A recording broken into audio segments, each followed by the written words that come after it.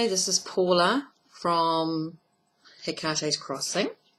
Just want to start off with an introduction to tarot, and we're going to start off with just learning without your actual cards at the moment. Just take a moment to take a journal and just write down a keyword for each of the Major Arcana to start with, because we're starting with the Major Arcana at the moment. So we'll start with the Fool. The Fool looks at a student, a novice, a youth, and here's someone who thinks about new beginnings. Okay, so new beginnings. He's a student of life starting on a new journey, new adventure. Then you have the Magician.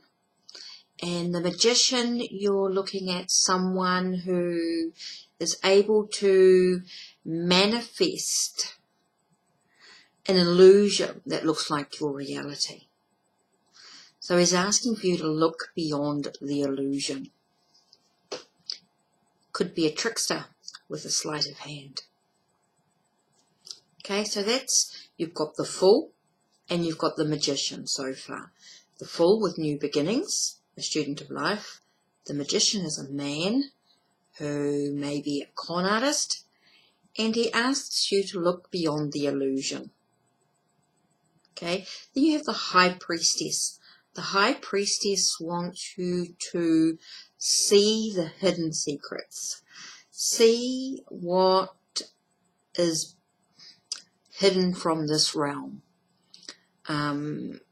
Looks at the sacred texts, the sexuality of a woman. It's just a couple little words to use. Then you have the Empress, and the Empress wants you to nurture, okay, and create your bounty and abundance. It's the Empress. Now the Emperor is fatherhood, and he's looking at being in control, an authoritative figure. He rules the roost, if you like. Then you have the Hierophant, the faith, clergy, spirituality. Tradition is the main word. So he looks at traditional aspects of life. He's sharing his knowledge, mentoring. Could be an institute. Then you have the Lovers. The Lovers is partnership, union, marriage, duality, polarity. So it could be about opposites, attracting.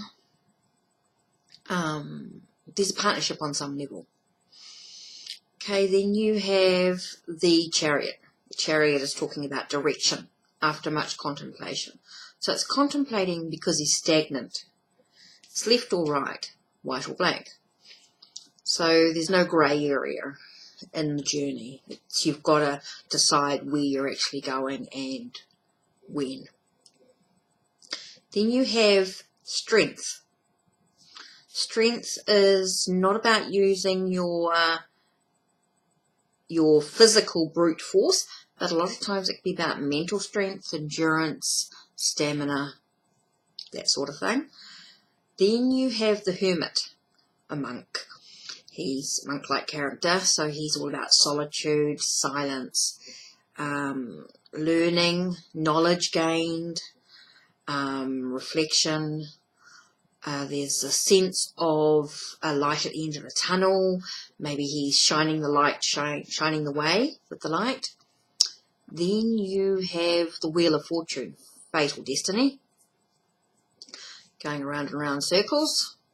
When do you decide to step forward and make the decision in your life that you need to? Then you have the Justice card, which is consequences after action taken, sense of the truth.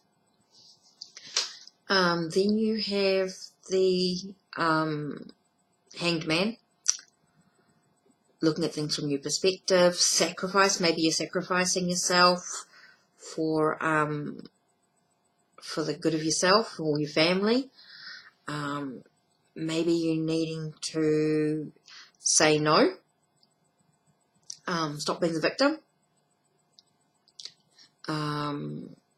So that's all about looking at new options, new opportunities, new possibilities, when you look at things from a new angle, new perspective. Then you have, after the Hanged Man, you've got death, transformation, changes.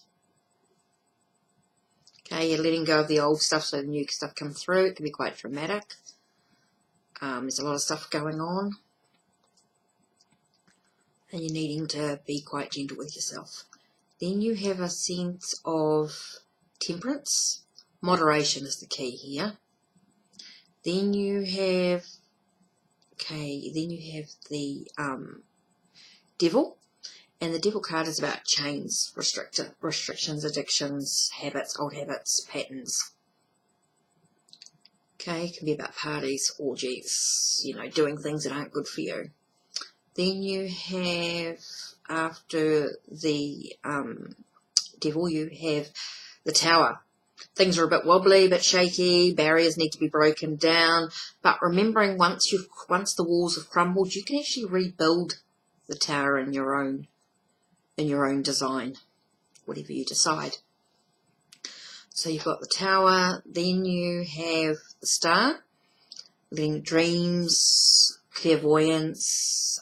There's a sense of letting yourself shine. There's a lightness out of the darkness. All that's coming on. The Moon is reflective, unconscious awareness, sense of being afraid. Look at your enemies.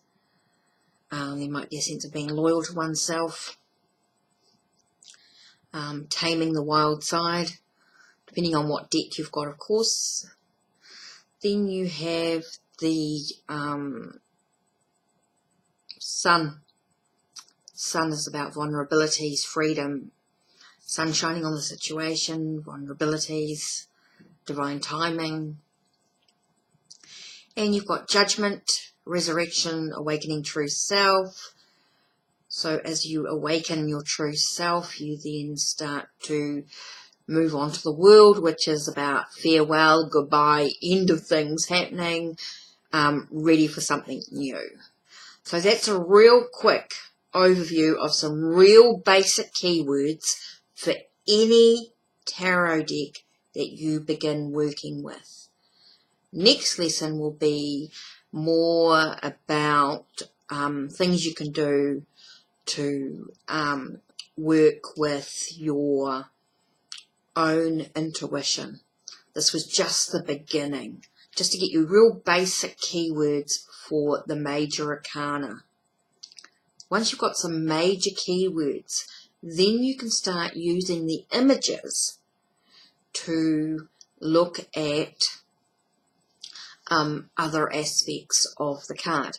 Go through my blog at the resource for the tarot learning, and you will see that I have placed different Major Arcana cards, working through slowly. I haven't done them all, but they will get there. And you will look at the Rider-Waite-Smith card and look at other cards that are the same, but different decks, of course. Look at the similarities, look at the differences, see where the keywords, how they are the basics, and what other words can you use, or what else can you say to your client and what the cards mean. Anyway, that's lesson 1 with HeKate's Crossing, with Learning Tarot. Take care and blessed be.